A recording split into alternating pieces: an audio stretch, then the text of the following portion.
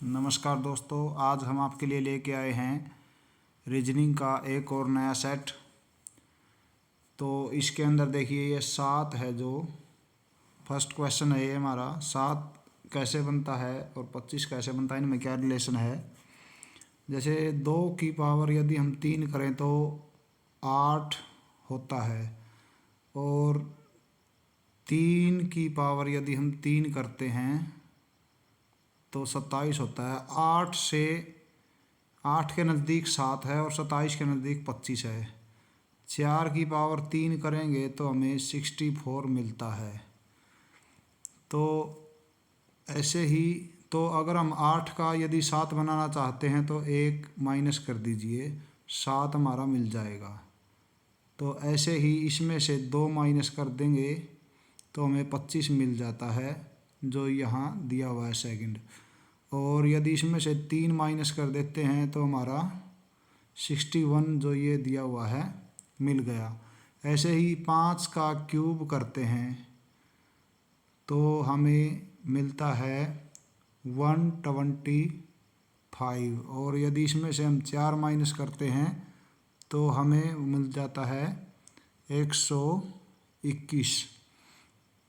तो इसके बाद ये पहले 6 का क्यूब होना चाहिए।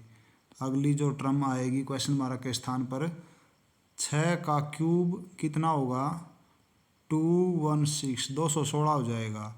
और 216 में से हम जैसे हमने पहले 1 घटाया, फिर 2 घटाया, फिर 3 घटा दिया, फिर 4 घटा दिया, हम 5 घटाएंगे तो 2 1 6, इसके अंदर से 5 घटाने से हमारा मिलता है 2 1 1, 211 हमें मिल जाता है। तो हमारी जो नेक्स्ट टर्म होगी क्वेश्चन मार्क के स्थान पर 211 आ जाना चाहिए, जो ऑप्शन बी दिया हुआ है। तो बी इस क्वेश्चन का राइट आंसर बन जाता है। नेक्स्ट क्वेश्चन पे चलते हैं। नेक्स्ट क्वेश्चन में दिया हुआ है 2 10 और 84। आगे यहाँ पर हमें बताना है क्या आएगा।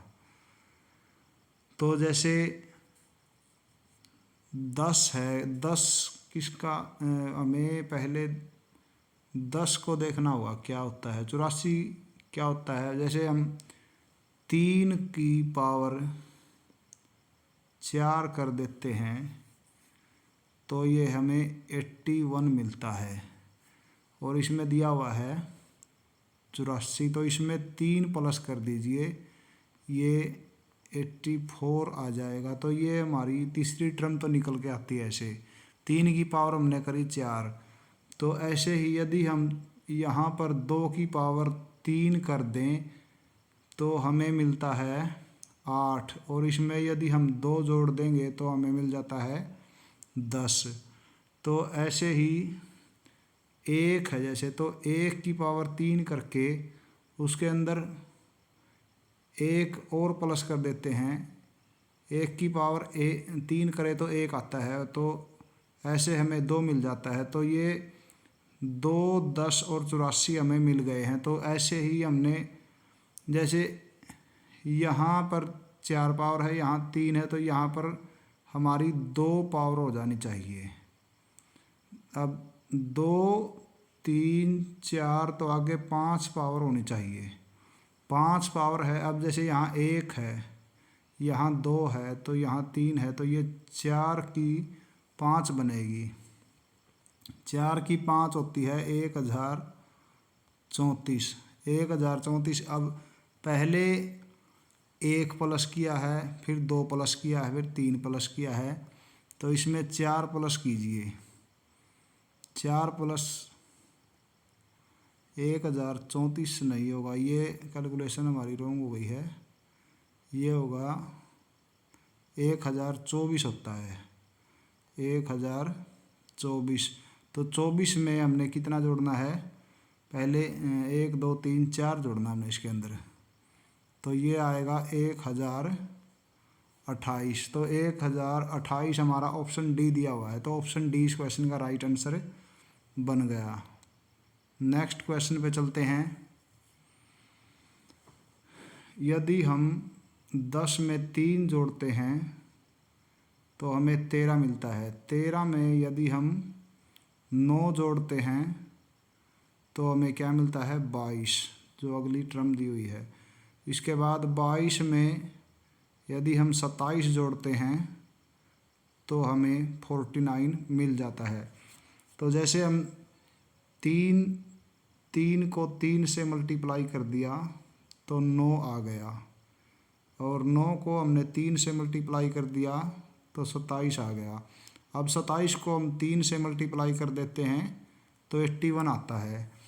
तो हमारा 81 प्लस होना चाहिए। अब जैसे ही यहाँ पर पहले 3 प्लस हुआ है, फिर 9 प्लस हुआ है, फिर 27, तो अब 81 प्लस होगा। तो 81 किसके अंदर प्लस हो जाएगा? 49 के अंदर प्लस हो जाएगा। तो इसमें यदि हम 49 ऐड कर देते हैं तो कितना आ जाता है? ये 0 और 8 और 4 12 और 1 13। तो ये हमारा 130 आ गया। तो 130 हमारा ऑप्शन दिया हुआ है, ऑप्शन बी। तो इस क्वेश्चन का ऑप्शन बी जो है राइट आंसर बन जाएगा। नेक्स्ट क्वेश्चन पे चलते हैं। नेक्स्ट क्वेश्चन है हमारा 24। जैसे यहाँ पर कितना अंतर है? 4 का अंतर है, यहाँ पर 9 का अंतर है, और यहाँ पर 16 का अंतर है, और यहाँ पर 25 का अंतर है। तो आगे कितना अंतर होना चाहिए? जो नेक्स्ट टर्म यहाँ पर आएगी उसके लिए हमें ये जो है 2 का स्क्वायर है, ये 3 का स्क्वायर है, ये 4 का स्क्वायर है, और ये 5 का स्क्वायर है। तो इसके बाद 6 का स्क्वायर कितना होता है? 36।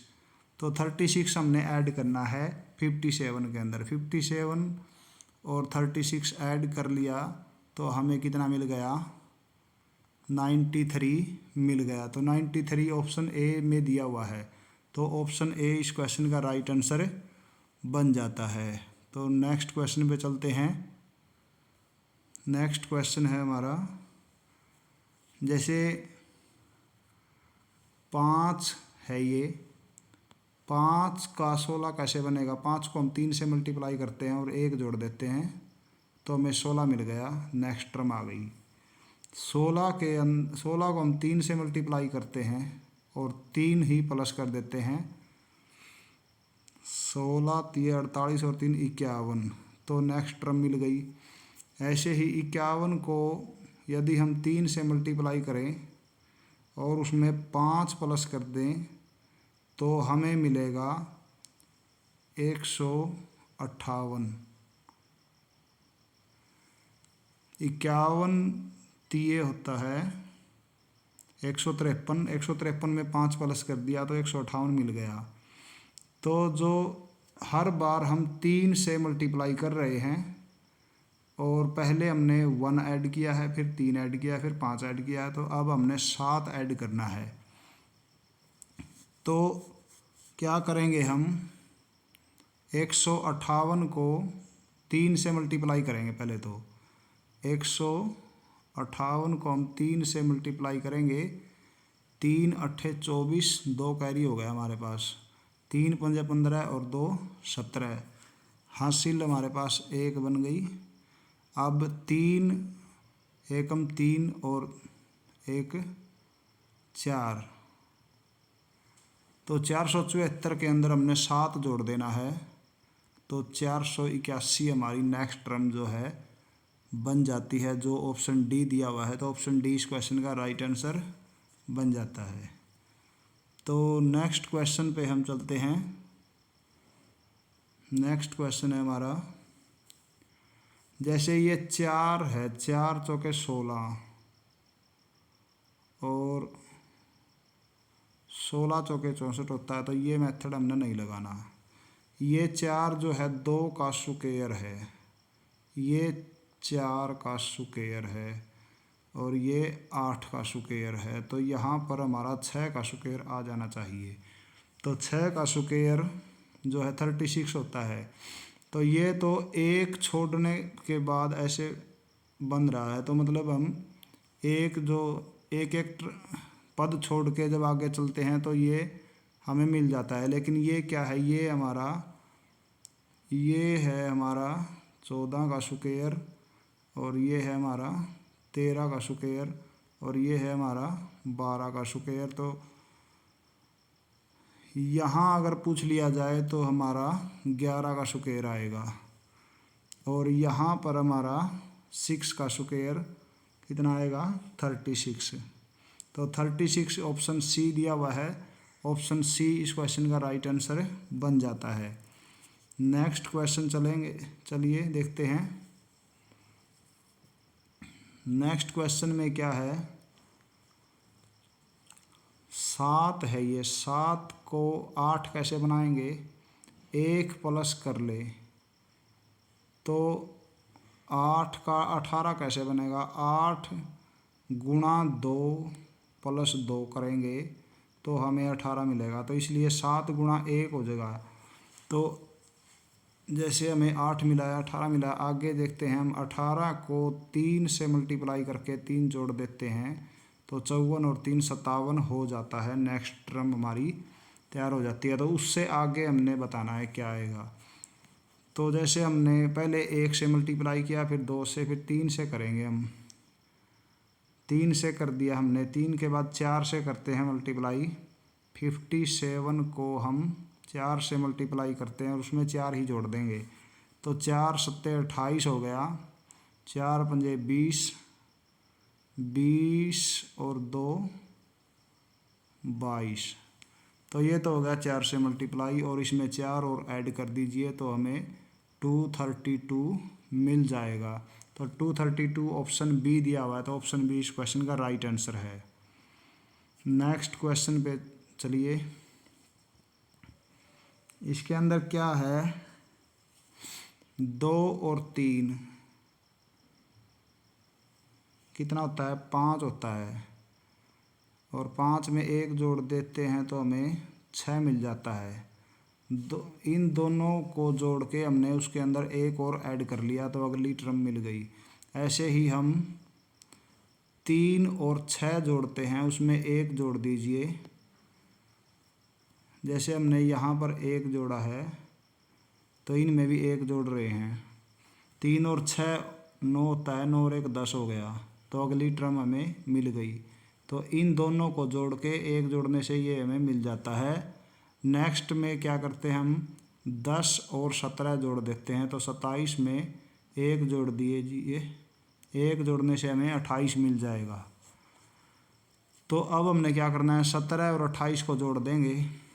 17 प्लस 28 जोड़ेंगे, उसमें 1 और प्लस कर देंगे तो हमें मिल जाता है 46। तो 46 ऑप्शन सी है जो इस क्वेश्चन का राइट आंसर बन जाएगा।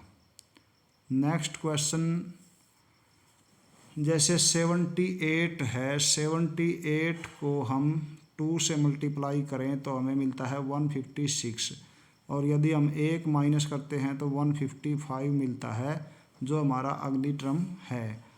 तो 155 जो है इसको हम 2 से मल्टीप्लाई करें तो हमें 310 मिलता है। 310 में से 1 माइनस करेंगे तो 309 मिल जाता है। ये हमारी नेक्स्ट टर्म है।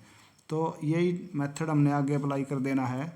309 को हम 2 से मल्टीप्लाई करते हैं तो हमारा 618 बन जाता है। 618 में से 1 माइनस करेंगे तो हमारा 617 बन जाता है जो ऑप्शन डी दिया हुआ है। तो 617 को हम यदि 2 से मल्टीप्लाई करते हैं तो हमारा बनेगा 1234, और इसमें से 1 माइनस कीजिए तो 1233 जो है ये दिया हुआ है। तो इसलिए हमारा ऑप्शन डी ही इस क्वेश्चन का सही आंसर बन जाता है। नेक्स्ट क्वेश्चन पे चलते हैं। जैसे 826 और 480 346 में क्या रिलेशन है आपस में। अगर हम इसमें से इसको माइनस करते हैं तो हमारे पास मिलता है 643। तो ये नेक्स्ट टर्म बन गई है। तो ऐसे ही 4 8 0 3 4 6 इनको माइनस कर लें, इन दोनों को माइनस करते हैं तो हमें हमारे पास 134 मिल जाता है जो नेक्स्ट टर्म बन गई है। तो ऐसे ही अगर हमने यहाँ वाली टर्म निकालनी है तो ये पद आएगा हमारा 3, 4, 6 में से ये नेक्स्ट जो 1, 3, 4 दिया हुआ है इसको माइनस कर लीजिए। तो माइनस करने से हमारे पास आता है 6 में से 4 हमने माइनस किया तो 2 आ गया। 4 में से 3 माइनस करेंगे तो 1 आएगा। 3 में से 1 करेंगे तो 2 आएगा। तो 2, 1, 2 212 जो है ऑप्शन सी दिया हुआ है। तो ऑप्शन सी इस क्वेश्चन का राइट आंसर बन जाता है। अगर वीडियो अच्छी लगे तो लाइक ज़रूर कीजिए और अपने दोस्तों के साथ शेयर ज़रूर कीजिए। धन्यवाद।